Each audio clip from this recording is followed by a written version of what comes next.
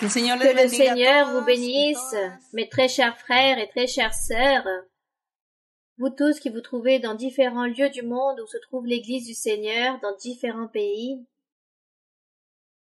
dans tous les continents, car nous pouvons parler de continents, où Dieu a permis que puissent arriver 1, 2, 4 cœurs affermis, disposés pour honorer Dieu, pour le chercher, pour le louer, pour le glorifier et pour se faire connaître. Pour faire connaître le nom de Dieu en toutes ces personnes, dans tous ces lieux, comme au Japon, comme en Chine, en Afrique, dans beaucoup de lieux. Les frères et sœurs des îles, de l'île Maurice, des Philippines aussi. Ce groupe de frères qui se trouve dans l'île Maurice, qui sont très heureux, en train de chanter au Seigneur avec beaucoup d'enthousiasme, cherchant le nom du Seigneur dans tout leur cœur. C'est merveilleux. C'est merveilleux de chercher le nom de Dieu et d'avoir trouvé la voie de Dieu, de le suivre et d'être ici nous aussi avec ce grand privilège que Dieu nous ait regardés parmi tant de milliers de personnes qui existent dans le monde. Le Seigneur s'est rempli de miséricorde, nous a regardés avec ses yeux d'amour, il nous a ici devant sa présence. Il vous a, vous tous, vous qui vous trouvez ici, des personnes pour la première fois, des personnes récentes aussi, bienvenue à chacun d'entre vous. Les frères et sœurs qui sont ici à Weston avec moi, bienvenue, que Dieu vous bénisse, vous pouvez vous asseoir, vous mettre à l'aise. Et vous tous derrière les écrans aussi, mes frères et sœurs. Je donnais des salutations aux frères d'Argentine, du Brésil, du Paraguay, du Uruguay, du Chili, ceux qui se trouvent aussi en Patagonie. C'est une grande allégresse qu'il y a une église là-bas. Il y a eu même une grande célébration des baptêmes d'eau. On rend grâce au Seigneur, car sa parole s'accomplit lorsqu'il disait qu'il allait établir son église, son assemblée, dans le monde entier, que le Seigneur allait gouverner, qu'il allait convertir les cœurs, qu'il se chargerait d'emporter les personnes dans les endroits où le Seigneur allait se manifester. Et cela fut ainsi, car le Seigneur a accompli. Il accomplit toutes ses promesses, parlées il y a plus de 50 ans. C'est pour cela que nous croyons en Dieu. Nous croyons en un Dieu vivant, un Dieu qui vit, un Dieu qui parle aux êtres humains. Les personnes disent cela est impossible, il s'agit d'un mensonge, c'est une folie de dire que Dieu parle. Ce n'est pas un mensonge. Nous ici, nous vivons les expériences que Dieu nous parle. Dieu nous guide, il nous dirige, il nous enseigne, il se manifeste à travers des songes, à travers des visions, à travers le don de la prophétie, à travers des dons spirituels. Dans la Bible aussi, nous lisons par rapport à Dieu, et il vivifie tous ses écrits. C'est pourquoi nous ne pouvons pas douter de l'existence de Dieu.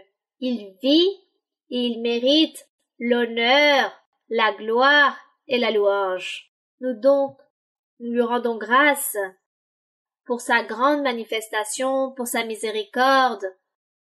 Nous lui rendons grâce aussi pour toutes ses promesses merveilleuses et l'appui qu'il nous donne durant plus de 50 ans. Il a appuyé ce lieu et comme il l'a parlé, il a tout accompli au pied de l'être. On rend grâce à notre Dieu. Il nous manque même des mots pour savoir nous exprimer devant le Seigneur. Il nous manque toutes ces paroles pour dire à Dieu tout ce qu'il mérite. Des paroles de louange, d'élévation. Mais de toute façon, il connaît notre cœur. Et il connaît ce langage spirituel. Et nous, avec toute notre âme, nous disons au Seigneur que nous l'aimons, qu'il est grand, et que les bénédictions qu'il nous a données, elles sont incontournables. Et nous ne savons pas comment récompenser le Seigneur avec cette miséricorde, cet amour qu'il a envers chacun d'entre nous, de voir les miracles, les guérisons, et de voir tous les prodiges, et de quelle façon Dieu se manifeste, l'amour, la tendresse, la miséricorde, de la façon comment Dieu se manifeste envers beaucoup de personnes qui souffrent, qui sont comblées de tribulations, de maladies. Le Seigneur a toujours été là, attentif, en train de délivrer, de guérir, de bénir, se manifestant avec tout son pouvoir. Comment allons-nous rémunérer le Seigneur? Nous disons juste au Seigneur, que voici notre âme, notre être, notre cœur, et nous allons vivre pour Dieu. Et nous sommes en train de vivre dans ce monde, et nous vivons pour Dieu.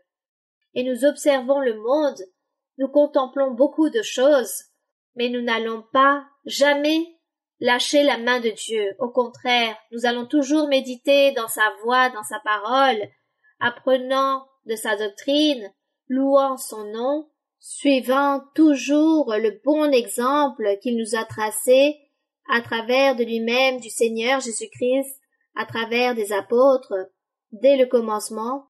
Encore aujourd'hui le Seigneur établit beaucoup d'hommes et de femmes qui l'aiment, remplis du Saint-Esprit, remplis des dons spirituels pour son service. Que l'honneur et la gloire soient pour notre Dieu. Nous rendons grâce à notre Dieu pour toutes ces bénédictions, pour ce grand privilège. Alors aujourd'hui nous allons continuer ici avec la méditation de la parole de Dieu et nous allons ici aller au premier livre de Jean, dans la première lettre ou épître de l'apôtre Jean, au niveau du chapitre 3. Nous allons donc lire aujourd'hui ce chapitre et nous allons analyser la parole que le Seigneur, il y a beaucoup de siècles en arrière, a envoyée à ses apôtres à travers du Saint-Esprit. Aujourd'hui aussi, cette même parole nous sert, car le Saint-Esprit qui est le même, il ne change pas, il a toujours enseigné à nos cœurs, à notre vie, toute cette voix. Il est ici, confirmant ce qu'il a dit hier, des siècles en arrière. Il le répète aujourd'hui, et il le dira encore éternellement des siècles plus tard. Donc ici, dans le chapitre 3, dans cette Bible que j'ai, il y a un sous-titre où il est écrit « Les enfants de Dieu ». Sûrement dans d'autres Bibles aussi, durant les différentes langues, en allemand, en hollandais, en japonais, peut-être il n'y a pas ce sous-titre, mais le contenu est le même. Le contenu de tous ces paragraphes sont les mêmes et nous allons les méditer. Lorsque l'apôtre Jean, rempli de la puissance de Dieu, rempli du Saint-Esprit, enseignait la doctrine, il enseignait les bonnes manières de vivre des croyants qui, à l'époque, s'étaient convertis et on les appelait frères ou chrétiens. C'étaient les serviteurs du Seigneur. Alors, il leur donnait des enseignements, il envoyait une doctrine et c'était le Saint-Esprit qui parlait à travers de tous ces personnages, de tous ces apôtres, spécialement ici, à travers l'apôtre Jean. Il est écrit « Voyez quel amour le Père nous a témoigné, pour que nous soyons appelés enfants de Dieu. » Aujourd'hui, nous allons approfondir cette phrase où l'on parle des enfants de Dieu. Et nous le sommes. Si le monde ne nous connaît pas, c'est qu'il ne nous l'a pas connu, le Seigneur Jésus-Christ.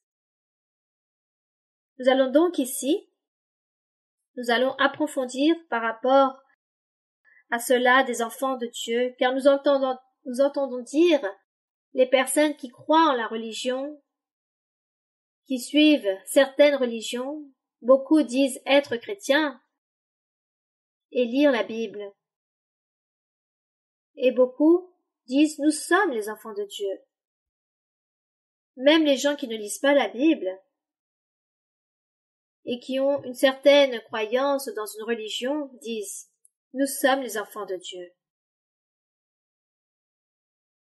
Mais ici nous apprenons que pour être les enfants de Dieu, il faut réunir certaines règles. Et voici ce que nous allons ici méditer. Dans le verset 2, il est écrit « Bien-aimés, nous sommes maintenant enfants de Dieu. » Il parlait aux croyants de l'Église de l'époque. Ils étaient en train de profiter des dons spirituels. Ils profitaient du pouvoir de Dieu, de la puissance de Dieu. Il profitait de tout ce que Dieu envoyait à travers sa main dans son véritable évangile, et l'apôtre avait vu déjà un changement dans la vie de toutes ces personnes. Il avait vu un changement de vie. Il avait remarqué que tous s'étaient régénérés, que tous avaient abandonné le péché. Ils avaient abandonné leurs vieilles coutumes, les mauvais exemples, et tous vivaient une vie sainte, droite devant le Seigneur. Il voyait que tous accomplissaient les commandements. C'est pourquoi il leur disait à ce groupe de personnes, à cette église où il présidait, il disait, nous sommes les enfants de Dieu. Nous sommes maintenant enfants de Dieu, il s'incluait, car il expérimentait un changement de vie. Il avait renoncé au péché, à la méchanceté, et maintenant il vivait cette vie nouvelle avec Jésus-Christ. C'est pourquoi il se considérait enfant de Dieu. Et ici, le verset 2, je vais le relire. Bien-aimés, nous sommes maintenant enfants de Dieu, et ce que nous serons n'a pas encore été manifesté. Mais nous savons que lorsque le Seigneur Jésus-Christ sera manifesté, nous serons semblables à lui, parce que nous le verrons tel qu'il est. Nous le verrons. Car à ce moment-là, et au moment que nous sommes aussi en train de vivre, nous voyons le Seigneur à travers l'Esprit de Dieu que nous ressentons dans notre cœur, dans nos vies, à travers les miracles et tout ce qu'il fait avec nous. Nous ne pouvons pas le voir physiquement, mais la promesse merveilleuse est qu'un jour nous allons le voir face à face. Ainsi est notre espérance. C'est l'espérance aussi ici de Jean et des croyants. Et dans le verset 3, il dit « Quiconque qui a cette espérance en lui, donc en Jésus-Christ, se purifie lui-même, comme lui-même est pur. » Verset 4. Quiconque pêche transgresse la loi, et le péché est la transgression de la loi. Ici, l'apôtre commence à faire la différence qui sont les enfants de Dieu et qui sont ceux qui n'appartiennent pas à Dieu, car non tous étaient enfants de Dieu. Et même si les personnes disent « Moi je lis la Bible, je pratique une certaine religion, je suis donc croyante, je suis une enfant de Dieu. » Mais il existe d'autres personnes qui disent « Mais nous sommes des enfants de Dieu, car il nous a formés, il nous a créés. » Mais ici, il dit que les enfants de Dieu sont ces personnes qui s'éloignent du péché, ces personnes qui vivent dans la sainteté, qui se trouvent dans le processus de la perfection. Ainsi le parle dans le verset 4. Quiconque pêche transgresse la loi, et le péché est la transgression de la loi du Seigneur. Or, vous le savez, Jésus apparut pour ôter les péchés. Il n'y a point de péché en lui, en le Seigneur. Il n'y a pas eu de péché. Il n'en existe pas. Il dit qu'il est apparu pour ôter nos péchés. Alors l'apôtre commence à expliquer qu'avant de connaître le Seigneur, avant de nous convertir à Dieu, d'accepter le Seigneur et de nous compromettre à suivre ce sentier qui mène à Dieu, nous vivions dans le péché. Nous commettions beaucoup de méchanceté. Et au moment où nous avons accepté et que nous avons cru, une fois que le Saint-Esprit est venu à nous, il nous a oints, il nous a baptisés, il est venu demeurer dans notre cœur, il a commencé à transformer nos vies, à transformer notre cœur, nos pensées, et à nous éloigner de toute chose mauvaise, inique, de tout ce que nous étions en train de commettre auparavant. Et c'est là où s'accomplit ce verset où il dit qu'il apparut pour ôter nos péchés. Et dans le verset 6, « Quiconque demeure en lui ne pêche point. » C'est si simple lorsque nous lisons ce verset, et cela nous paraît si simple. Quiconque demeure en Jésus-Christ ne pêche pas. Pensez-vous que toutes les personnes, car j'entends beaucoup de personnes, il existe beaucoup de dénominations qui disent être chrétienne. Il y en a beaucoup qui disent lire la Bible, il y en a beaucoup qui disent je crois en Christ et d'autres disent je crois en Dieu. Et cela fait qu'ils croient, ils pensent demeurer avec Dieu, ou eux-mêmes pensent qu'ils sont les enfants de Dieu. Mais ici, dans le verset 6, lorsqu'il dit quiconque, homme ou femme qui demeure en Jésus-Christ, ne pêche point. Demeurer en Jésus-Christ, qu'est-ce que cela signifie? Qu'est-ce que demeurer en lui?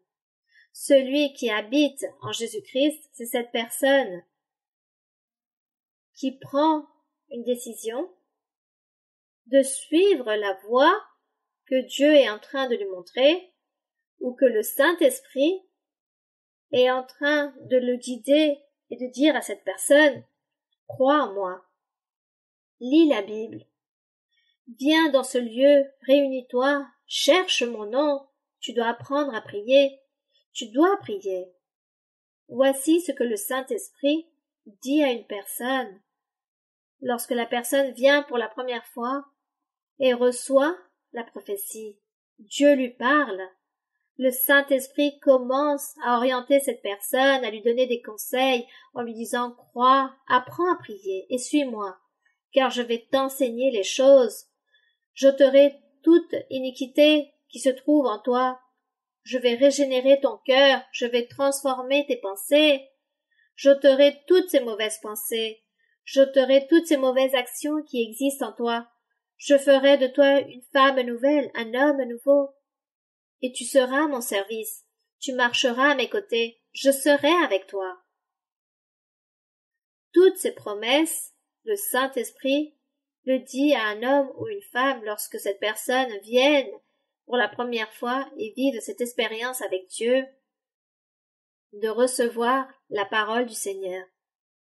Parfois, on le reçoit avec le don de la prophétie, et dans d'autres cas, le Seigneur, à travers des songes, à travers des rêves, parle à une personne, lui enseigne et l'invite à venir. D'autres ont vécu des expériences à travers des visions. Dieu aussi parle et les apporte à l'assemblée, et lorsque ces personnes viennent à l'église, le Saint-Esprit leur parle et oriente le chemin qu'ils doivent prendre. Et les personnes prennent leurs propres décisions.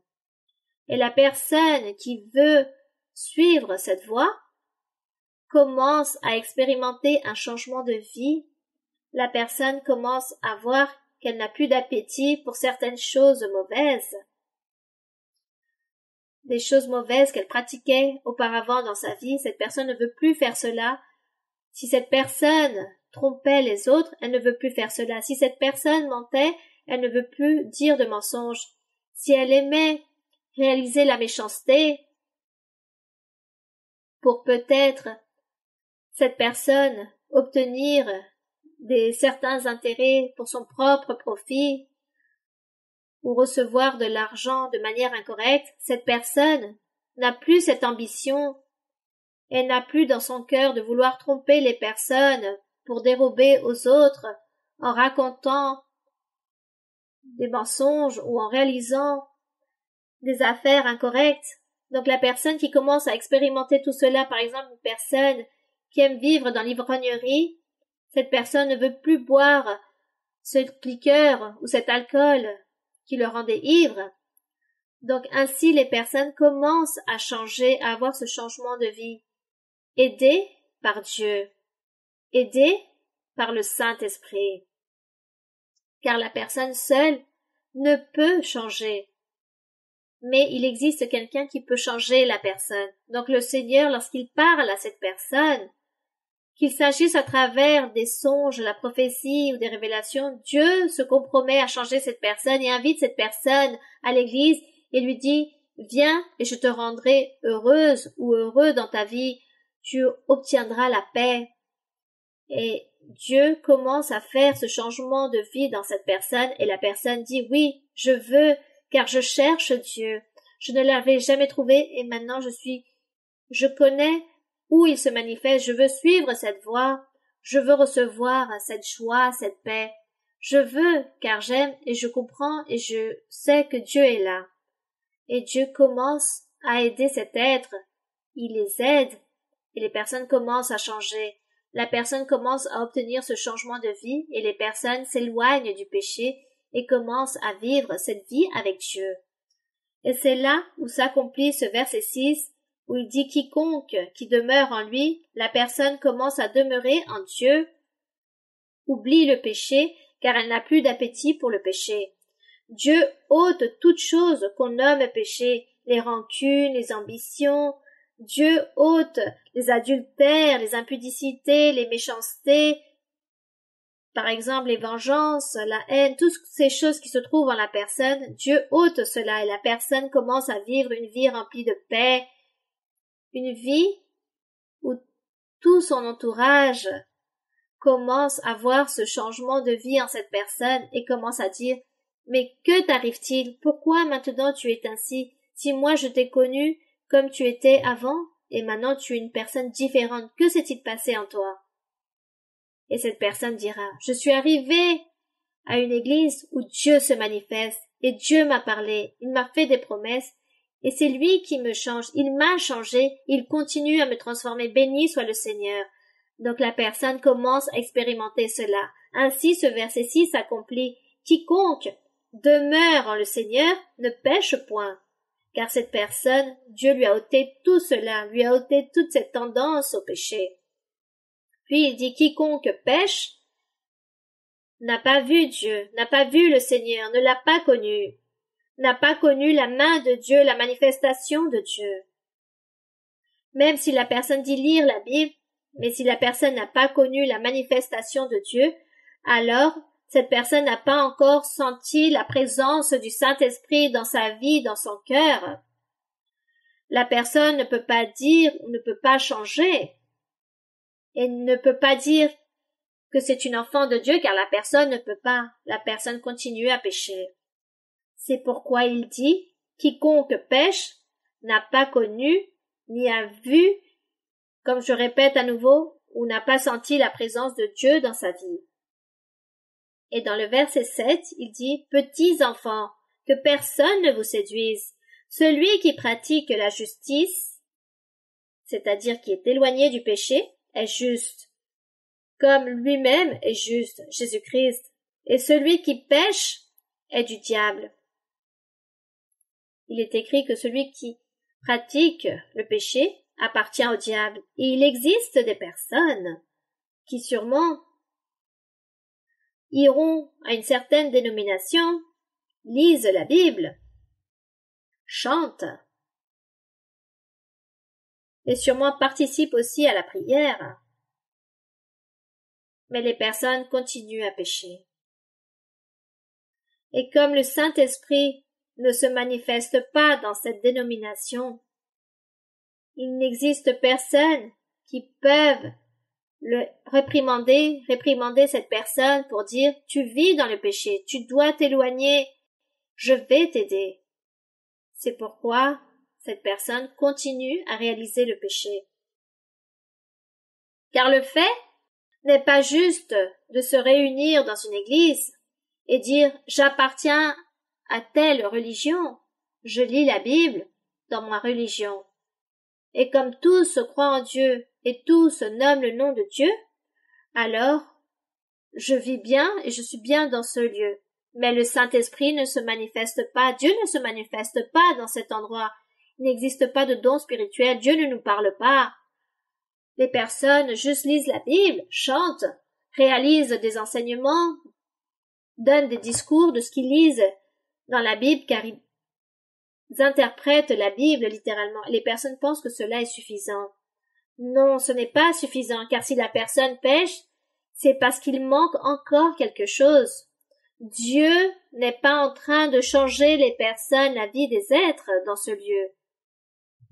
Donc, Dieu ne se manifeste pas dans ce lieu. Il faut bien prendre en compte cela.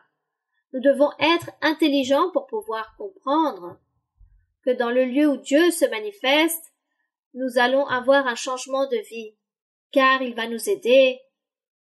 Seul, c'est impossible. Dieu nous aide. Donc, si vous trouvez dans un lieu où vous lisez la Bible et vous continuez à réaliser le péché, et vous commencez à vous poser des questions, car vous pouvez dire, Dieu n'est pas en train de me changer. Je vis toujours dans le même péché. Je suis dans un lieu erroné et je persiste dans mon péché. C'est parce que Dieu ne se trouve pas ici, il ne me purifie pas, il ne me réprimande pas, il ne m'enseigne pas. Alors, cette personne ne se trouve pas avec Dieu, ne demeure pas en Dieu, mais avec le diable, car ainsi le dit le verset 8. Celui qui pêche est du diable, car le diable pêche dès le commencement. Le Fils de Dieu apparut afin de détruire les œuvres du diable. Car nous espérons obtenir un jour le salut. Nous sommes donc dans ce processus d'obtenir le salut que Dieu nous a promis. Et nous sommes donc ici avec cette espérance qu'un jour nous allons nous retrouver face à face avec Dieu, qu'un jour nous allons pouvoir profiter l'éternité avec lui. C'est notre plus grande espérance. C'est cette course que nous avons dans cette voie. Cependant, nous continuons à apprendre, à méditer. Oui, cet enseignement, c'est plus pour les personnes récentes, pour toutes ces parents qui viennent pour la première fois, qui s'ajoutent à cet enseignement pour apprendre. Nous ne sommes pas en train de juger les personnes, nous sommes en train de leur enseigner pour que les personnes puissent faire la différence et les personnes puissent ainsi voir une chose différente à l'autre, comparer et comprendre le véritable significatif de suivre Dieu, de vivre avec Dieu, que signifie ne pas pécher et que signifie être enfant de Dieu, ou que signifie être dans une assemblée, ou que signifie pratiquer le péché. Dans ce cas, nous sommes en train de perdre notre temps. Car si nous péchons, nous demeurons avec le diable et non avec Dieu. Nous sommes en train d'apprendre. Et ici, dans le verset 9, il est écrit « Quiconque est né de Dieu », c'est lorsque Dieu parle à une personne et que cette personne accepte et affermit son cœur et dit « Oui, Seigneur, je te suivrai, mon Seigneur. Aide-moi à changer. Aide-moi à ôter toutes ces faiblesses de ma chair. Ôte tout cela de moi. Je veux t'être agréable. Je veux te servir. Je veux obtenir la vie éternelle. » Et le Seigneur dit « Oui, je vais t'aider. Et tu vas naître à nouveau.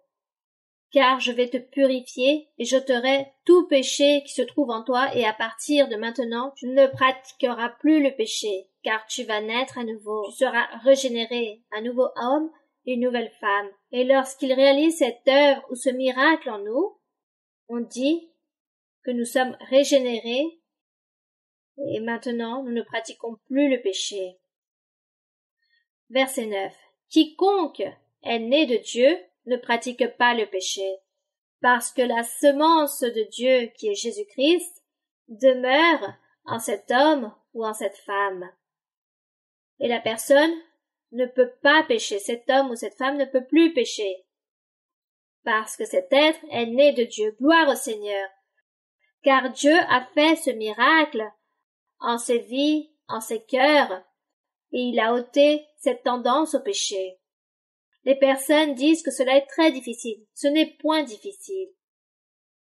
Il faut juste disposer, affermir son cœur, croire, accepter et vouloir plaire à Dieu, vouloir obtenir la vie éternelle. Voilà ce que nous avons besoin. Le reste, Dieu s'en charge. Il fait tout le travail dans notre vie. Nous devons juste reconnaître que nous sommes des pécheurs, que nous sommes en train de réaliser ceci et cela. Et si nous pouvions énumérer tous les péchés que nous étions en train de commettre devant Dieu et dire oui, Seigneur, je suis un menteur, je trompe les personnes, ou je viole les personnes, j'enlève les personnes, je suis un meurtrier. Si nous commençons à énumérer toutes ces choses et dire je veux être régénéré, Dieu ôte tous ces péchés, la personne change, car c'est Dieu qui fait que la personne change. Et la personne commence à changer. Lorsque la personne a changé complètement, la personne dit je suis un nouveau personnage, je me considère une nouvelle femme ou un nouveau homme, je suis différent, je me suis régénéré, Dieu m'a changé. Donc on dit que Dieu demeure avec cette personne et la personne demeure avec Dieu. Béni soit le Seigneur. Et on dit que la personne ne peut plus pécher car elle est née de Dieu. Elle ne pratique plus le péché car Dieu lui a ôté à cette personne cet appétit au péché. Donc la personne ne peut plus pécher car la personne ne veut plus réaliser toutes ces choses mauvaises. La personne ne veut plus dérober, outrager les autres, ou maudire les autres, ou réaliser la méchanceté, car la personne n'a plus cet appétit, cette tendance au péché dans son être. Donc, dans son être, il n'existe que de la miséricorde, de l'amour, de la charité, du respect, des valeurs. Voici ce qui existe maintenant en cette nouvelle personne qui est née de Dieu. Alors, dans le verset 10, il est écrit « C'est par là que se font reconnaître les enfants de Dieu. En cela que ces personnes renaissent, qu'elles demeurent en Dieu, que les personnes ne peuvent plus pécher. Voici en quoi se font reconnaître les enfants de Dieu et les enfants du diable. » C'est très triste de mentionner cette phrase si forte. C'est une phrase très dure de parler des enfants du diable. La personne, quiconque, homme ou femme, qui vit tous les jours de sa vie constamment dans le péché, c'est très triste que la Bible puisse dire qu'il s'agit des enfants du diable. C'est très triste. Nous sommes en train de lutter pour que toutes les personnes qui vivent cette situation puissent sortir de cet emprisonnement, sortir de cette servitude et que Dieu puisse les faire triompher, les sauver. C'est pourquoi nous sommes ici en train de prier, tous en train de demander à Dieu pour toutes ces personnes, pour que Dieu se remplisse de miséricorde et fasse connaître son chemin à toute personne et que tous puissent connaître la voie de Dieu et que tous puissent être heureux et profiter de toutes les bénédictions que Dieu donne. C'est notre travail que nous avons. C'est le devoir que Dieu nous a imposé à chacun d'entre nous. Nous espérons que Dieu nous aide pour pouvoir accomplir avec ce devoir si merveilleux. Il s'agit d'un travail très beau. Puis, dans le verset 10, il dit que ceux qui pêchent, il dit c'est par là que se font reconnaître les enfants de Dieu et les enfants du diable. Les enfants de Dieu ne pratiquent pas le péché. Les enfants du diable pratiquent le péché constamment, tous les jours de leur vie. Quiconque ne pratique pas la justice, c'est-à-dire la personne qui ne cesse pas de pécher et qui n'aime pas son frère ou son prochain, n'est pas de Dieu. Car réellement le péché réalise beaucoup de mal et blesse les semblables, son prochain, les autres personnes. Tout péché réalise un mal à une autre personne. Si nous allons voir par exemple le péché d'une personne qui ne cesse de dérober les autres, ne fait que voler et ôte les biens aux autres ou son argent, la personne réalise un mal, blesse son prochain, peut-être à cette personne qui est à côté de lui. Si une personne aime se venger et va se venger et commence à réaliser la méchanceté à une autre personne à cause de la vengeance, parce que cette personne a ce sentiment de haine contre cette autre personne, blesse son prochain et réalise la méchanceté à une autre personne. Donc cette personne n'aime pas les personnes. Peu importe le péché un homme ou une femme commet constamment, c'est parce que la personne n'aime personne. Une personne ambitieuse, ici dans la Bible, nous pouvons trouver dans Proverbes que le Seigneur parle beaucoup sur cette fausse balance. Les personnes, parfois, disons, ne sont pas honnêtes avec une balance. Anciennement, lorsque les personnes achetaient à travers des poids, des grammes ou des kilos, alors les personnes falsifiaient les balances, réalisaient ce délit, et de ce fait, la balance ne mesurait pas les fruits correctement, ou les aliments. Dans Proverbe, il est écrit: donc les personnes vendaient des produits, par exemple aussi décomposés, qui étaient périmés ou impurs, et les remplaçaient soi-disant par des bons produits. Les gens trompaient de cette façon. Donc voyez, il y avait cette cupidité en cette personne qui réalise toutes ces choses. Il s'agit d'une personne ambitieuse qui aime les choses matérielles ou qui a cette ambition de vouloir toujours obtenir plus d'argent et ôte d'une façon ou d'une autre l'argent aux autres personnes.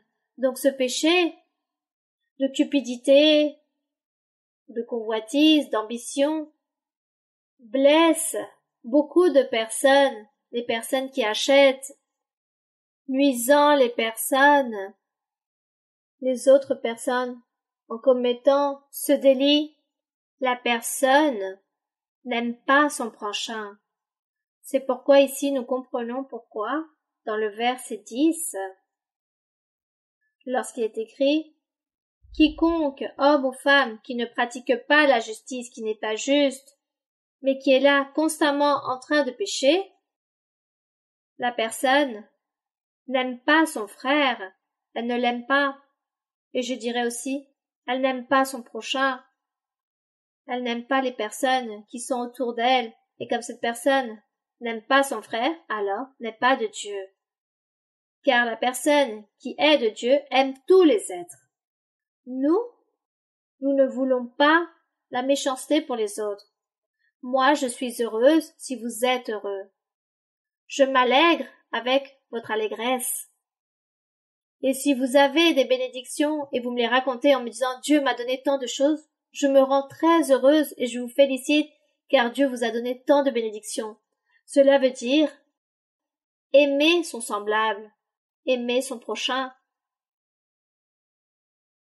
et voulant qu'il ait toujours la meilleure chose. Donc, tout péché qui se pratique démontre que nous n'aimons pas notre prochain, ni notre semblable. Et la personne ne peut pas dire qu'elle est de Dieu, ou enfant de Dieu. La personne doit changer. La personne doit se repentir. Elle doit demander à Dieu de l'aider pour changer. Car sûrement cette personne se trouve dans l'assemblée, donnant une apparence qu'elle lit la Bible, qu'elle chante, qu'elle prie, mais la personne ne veut pas changer, ou vit dans le monde. Et elle dit, moi, dans la religion, je me trouve bien là où je suis très bien dans la religion où je me trouve.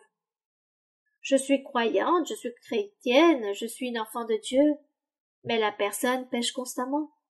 Alors, elle n'aime pas. Dieu ne demeure pas en elle, et c'est très triste de pouvoir dire qu'elle est du diable. Voici la différence des enfants de Dieu et des enfants du diable. C'est très triste. Nous devons persévérer, lutter, nous efforcer pour enseigner aux personnes, prier aussi pour les personnes. Notre devoir, c'est prier pour toutes les personnes qui marchent dans toutes ces ténèbres, dans toute cette obscurité, dans l'ignorance de cette vérité, et qui aujourd'hui, vraiment, ne sont pas heureux. Ces personnes n'ont pas de paix, car les personnes ne vivent pas avec Dieu, ne demeurent pas avec Dieu. Alors c'est très triste la situation de toutes ces personnes. Notre devoir, c'est parler aux personnes de Dieu, les inviter pour connaître Dieu et que ces personnes puissent vivre aussi cette vie que nous sommes en train de vivre en le Seigneur. Nous rendons grâce au Seigneur car nous sommes très heureux. Nous avons cette paix avec Dieu. Et ici, dans le verset 11, il dit, car ce qui nous a été annoncé et ce que vous avez entendu dès le commencement, c'est ce que nous devons nous aimer les uns les autres. Donc, ici, s'aimer les uns les autres, les personnes pensaient que c'était dire des mots tendres en disant, bon, dans certaines langues, je ne sais pas comment vous pouvez dire, mon chéri, mon petit cœur, je t'aime, donc je te fais plein de bisous, et les personnes pensaient auparavant que c'était s'aimer les uns les autres. Cela, ce n'est pas aimer. S'aimer les uns les autres, c'est cesser de pécher. Lorsque vous cessez de pratiquer le péché, ou par exemple une personne dit non mais je suis chez moi, je ne sors jamais, je ne partage avec personne, je ne parle à personne, je ne commets pas de méchanceté, mais par contre vous avez cette jalousie envers votre voisin ou votre voisine, parce que vous voyez qu'il a quelque chose en plus dans son jardin ou un meuble, alors vous commencez à voir comment vous pouvez accuser votre voisin devant la loi parce que vous dites il est en train d'enfreindre la loi, car il est en train d'établir cette décoration dans son jardin, alors vous êtes jaloux. Et vous dites que vous ne parlez à personne, que vous êtes seul et que vous ne commettez aucune méchanceté, mais dans votre cœur, il y a cette jalousie contre votre voisin. Alors, et vous ne savez même pas comment l'accuser. Vous ne le saluez même plus. Alors, voici ce que nous devons analyser sur nous-mêmes, et qu'il existe bien des péchés qui se trouvent là, cachés dans notre être. La personne ne se rend même pas compte qu'elle est en train de commettre le péché ou une faute devant le Seigneur, et la personne dit vivre bien. Alors, la personne commence à dire « Je prie, mais Dieu ne me répond pas, Dieu ne m'aide pas, Dieu m'a abandonné, Dieu m'a délaissé. » Mais la personne continue à aller dans d'autres religions, et les personnes disent la même chose, que Dieu ne l'écoute pas, essaie de résoudre ses problèmes à sa propre façon. Mais si nous méditons notre vie et nous réalisons une analyse de notre propre vie, nous allons nous rendre compte, nous allons découvrir que nous commettons beaucoup d'erreurs, que nous avons beaucoup de faiblesses, nous pratiquons beaucoup de péchés dans notre être, et tout cela fait que nous offensons beaucoup de personnes, et nous sommes en train de commettre la méchanceté à d'autres personnes, et nous nous faisons mal aussi. Car nous cessons d'avoir cette communion avec Dieu par le fait d'être toujours dans cette erreur, dans cette faiblesse, dans cette distraction, et le Seigneur s'éloigne de moi, et mes prières ne seront point écoutées. Je dois donc lutter pour être une véritable enfant de Dieu ou un enfant de Dieu. Il faut lutter pour être ainsi. Nous devons donc nous analyser. Nous devons voir si nous avons de la jalousie ou de la cupidité envers une autre personne. Cela est un péché. Les personnes disent « mais il y a des petits péchés et des grands péchés ». Certaines disent « bon, si j'ai une cupidité ou de la jalousie contre quelqu'un, ce péché n'est pas si fort comme celui de l'adultère. L'adultère, il s'agit d'un grand péché, ou ôter la vie à une autre personne, ou commettre un meurtre, il s'agit d'un grand péché. Mais mon péché, c'est juste avoir de la jalousie envers quelqu'un. » Eh bien, ces deux péchés ont la même valeur, la même dimension, il s'agit d'un péché, et Dieu, peu lui importe s'il s'agit d'un grand ou d'un petit péché, ça sera le même péché. Car si vous avez ôté la vie à une autre personne, alors vous serez châtié, vous allez être livré en prison, et les autorités vous jugeront et vous serez châtié. Mais la personne qui est remplie de jalousie constamment a son péché, sa faiblesse, et Dieu s'éloigne de vous, et Dieu n'écoute pas vos prières. Et vous-même, vous êtes en train de commettre ce mal envers vous, et vous êtes aussi en même temps hypocrite envers l'autre personne. Alors tout cela déplaît à Dieu, et vous allez être lié à cette faiblesse, ou à cette erreur, ou à ce péché. Alors nous n'allons pas dire qu'il existe des petits ou des grands péchés. Tous sont nommés pareils, tous portent préjudice et commettent le mal au prochain. Donc, dans notre analyse, nous allons découvrir ce que nous sommes et nous allons demander à Dieu qu'il nous aide à changer. Le Seigneur nous aidera à changer, il nous aidera à ôter tout cela pour que nous puissions être véritablement des enfants de Dieu. Et dans le verset 11, il dit « Car ce que vous avez été annoncé, c'est ce que vous avez entendu dès le commencement, ce que nous devons aimer les uns les autres. » et ne pas ressembler à Caïn qui était du malin et qui a tué son frère. Pourquoi on dit qu'il était du malin? Qu'est-ce qu'il y avait dans le cœur de Caïn? De la cupidité. Ici, les frères qui sont avec moi disent qu'il était envieux de son frère. Oui, de la jalousie. Il y avait cette cupidité dans le cœur de Caïn. Et cette jalousie, cette cupidité constamment qu'il y a eu dans Caïn a fait qu'il a ôté la vie à son frère. Alors un péché engendre un autre péché. Le péché de la jalousie, de la cupidité est venu le meurtre. Donc on dit que Caïn était avec le malin, avec le diable, qu'il marchait avec le diable et non avec Dieu. C'est pourquoi on dit qu'il était du malin. Et pourquoi le tua-t-il? Parce que ses œuvres étaient mauvaises et que celles de son frère étaient justes. Et comme celles de son frère étaient justes, alors il eut cette jalousie et cette cupidité. Verset 13. Ne vous étonnez pas, frères, si le monde vous hait.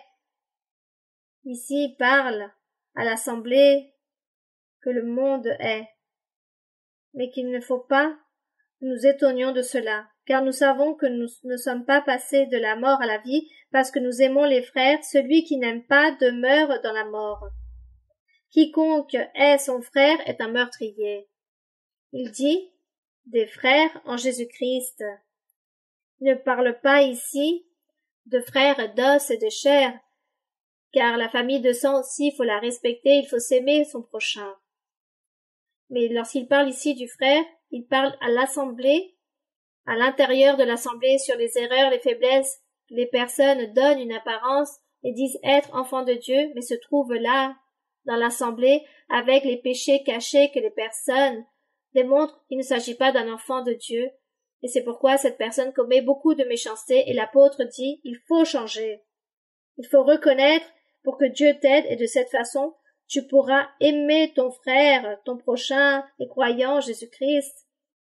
Et de cette façon, tu respecteras toute ta famille. Et tu demanderas à Dieu aussi pour eux, pour que tous puissent connaître la voix de Dieu s'ils ne le connaissent pas encore. Et dans le verset 15, il dit donc, quiconque hait son frère est un meurtrier. Et vous savez qu'aucun meurtrier n'a la vie éternelle, demeurant en lui. Car pourquoi on parle ici d'un meurtrier? Que celui qui est un meurtrier. Si cette personne devient comme Caïn, qui était cupide, qui était jaloux de son frère, comment il a terminé? Il a ôté la vie à son frère. Peut-être ici, il n'ôte pas la vie physiquement, mais va commettre un meurtre d'une certaine façon, sûrement spirituel, car la personne blesse et souille la vie spirituelle de l'autre personne, et dans sa vie aussi, il mène une vie désordonnée, donc sa vie spirituelle meurt et commence à vivre dans la chair, dans le péché, et Dieu s'éloigne de cette personne. Et la personne se trompe elle-même en pensant que par le fait de venir se rassembler dans une certaine religion, peu importe la religion, pense que la personne vit correctement, mais réellement, elle est en train de perdre la vie éternelle. C'est pourquoi on dit que cela tue l'âme, tue la vie spirituelle. Il s'agit comme un meurtrier. Verset 16. Nous avons donc connu l'amour en ce qu'il a donné sa vie pour nous, Jésus-Christ. Nous aussi, nous devons donner notre vie pour les frères. Parlant ici l'apôtre, qu'anciennement, ils étaient persécutés par le fait de prêcher l'évangile du Seigneur. Donc, ils appelaient les personnes de réaliser des faux témoins pour les livrer à la mort ou mourir lapidés. C'est pourquoi il dit dans ce verset que certains devaient donner la vie pour les autres personnes, car il témoignait en disant « Il s'agissait d'un homme de Dieu ou d'une femme de Dieu, cette personne prêchait les choses du Seigneur, le Seigneur s'est manifesté, alors je donne la vie pour cet être. » Cela s'est produit aussi au début, lorsqu'a commencé l'évangile du Seigneur. Aujourd'hui, ce phénomène n'existe plus. Les personnes ne persécutent pas les églises, les gouvernements ne persécutent plus autant les églises, il y a comme une liberté, on rend grâce au Seigneur pour cela, mais nous avons un autre genre de persécution de la part de l'ennemi. Il nous persécute d'une autre façon. Nous devons donc être attentifs et de quelle façon l'ennemi s'invente des persécutions pour pouvoir l'affronter, être ferme et continuer de l'avant, persévérer dans le chemin du Seigneur, mais en étant toujours à côté de Dieu. Au contraire, toujours nous garder pour pouvoir être ses enfants de Dieu. Et dans le verset 17, il dit, « Si quelqu'un possède les biens du monde et que voyant son frère dans le besoin, il lui ferme ses entrailles, comment l'amour de Dieu demeure-t-il en lui ?» faisant référence à la générosité, aux aides, à la miséricorde, à tendre la main à celui qui est dans le besoin. Verset 18. Petits enfants, n'aimons pas en parole et avec la langue, mais en action et avec vérité. Donc de parole et de langue, comme je vous le disais, avec beaucoup de mots séduisants, mais cela, ce n'était pas aimer. C'est démontrer en vivant dans la sainteté, en vivant une vie sans péché. Verset 19. Par là, nous connaîtrons que nous sommes de la vérité, de la voix de Dieu, et nous rassurerons nos cœurs devant lui. Car si notre cœur nous condamne, Dieu est plus grand que notre cœur, et il connaît toutes choses. En parlant de la conscience, lorsqu'il dit qu'il réprimande notre cœur, car la conscience que nous avons des mauvaises actions, alors raison de plus, notre Dieu, comment ne va pas-il nous réprimander, ne va pas-il nous enseigner, et en même temps, comment ne va pas-il nous aider à faire les choses correctement lorsque nous nous affirmons pour lui plaire et faire les choses droites et justes.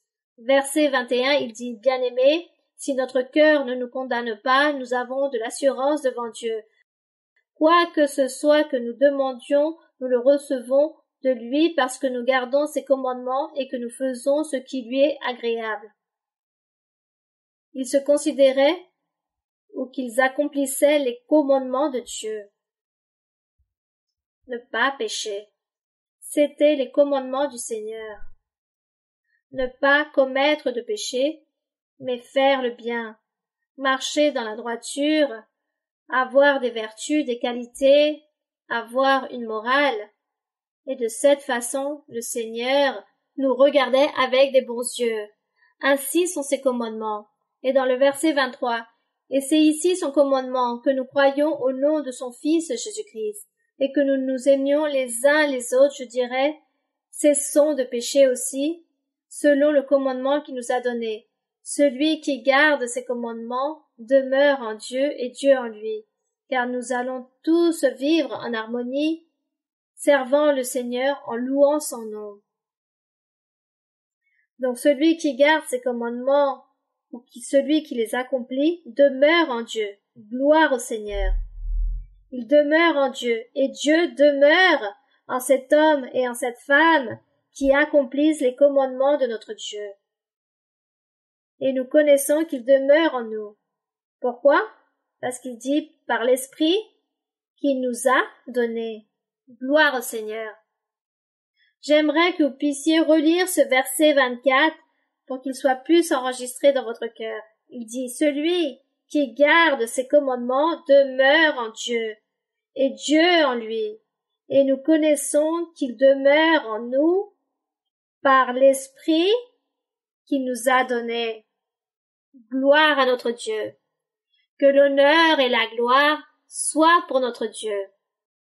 Une invitation pour toutes les personnes récentes ou qui viennent pour la première fois, qui s'approchent.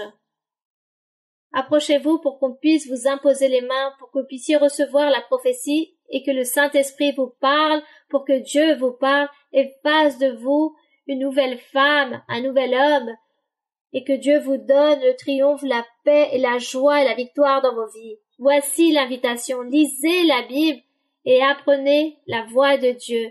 Apprenez à être au service de Dieu, à lui chanter, à l'honorer. Car tout cela lui plaît, que les êtres humains, ces créatures, le louent et le reconnaissent dans toute sa voix. Que l'honneur et la gloire soient pour le Seigneur. Que Dieu vous bénisse grandement. Que la main de Dieu vous accompagne dans vos cœurs, que Dieu demeure dans vos cœurs. Nous allons prier notre Dieu et nous allons demander au Seigneur qu'il continue à se manifester avec les prodiges et les miracles, car il se manifeste à tout instant depuis plus de 50 ans, réalisant des guérisons, des prodiges, des miracles, délivrant les personnes, ôtant les sorcelleries, les envoûtements, en ôtant beaucoup de malédictions.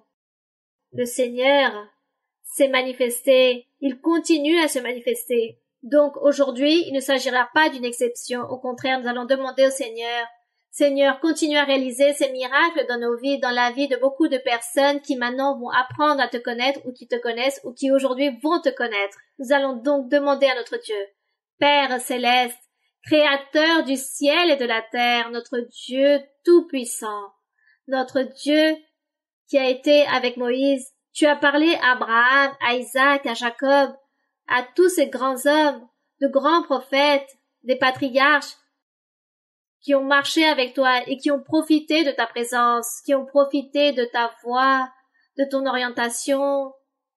Ils ont profité des ordres que tu as envoyés à chacun. Tous, avec fidélité, ils t'ont obéi et ont reçu cette rémunération, ce prix. Ils ont prospéré, ils ont progressé dans leur vie, car tu leur as donné beaucoup de bénédictions spirituelles, matérielles. Tu as fait beaucoup de promesses.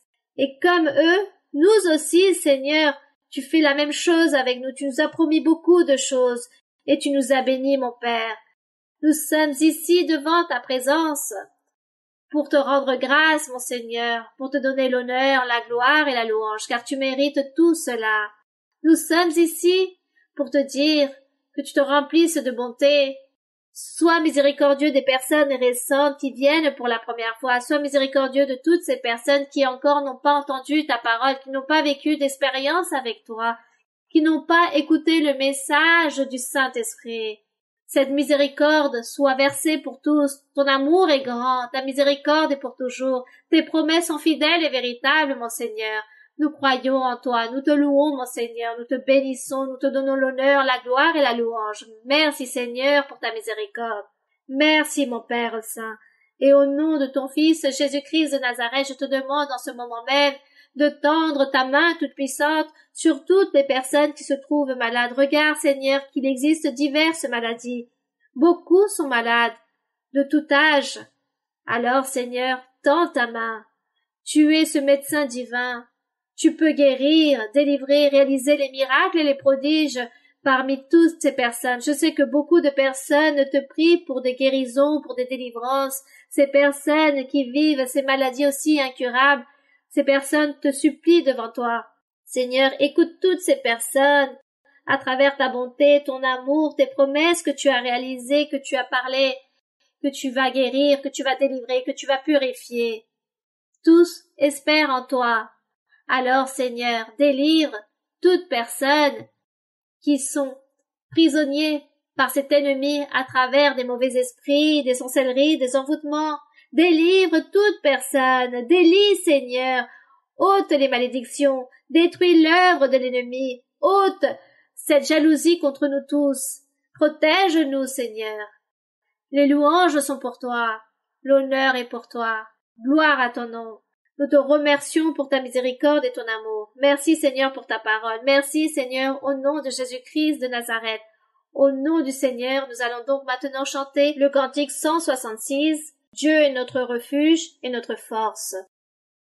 Dios es nuestro amparo, nuestra fortaleza, nuestro pronto auxilio en la tribulación.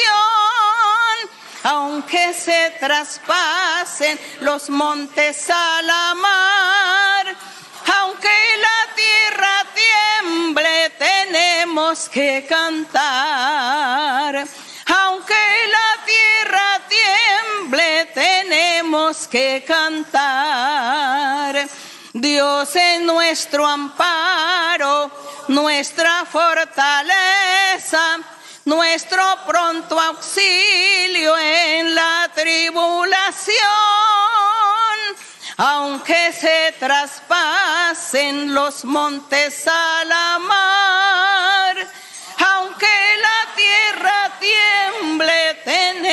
tenemos que cantar. Aunque la tierra tiemble, tenemos que cantar. Gloire à mon Seigneur.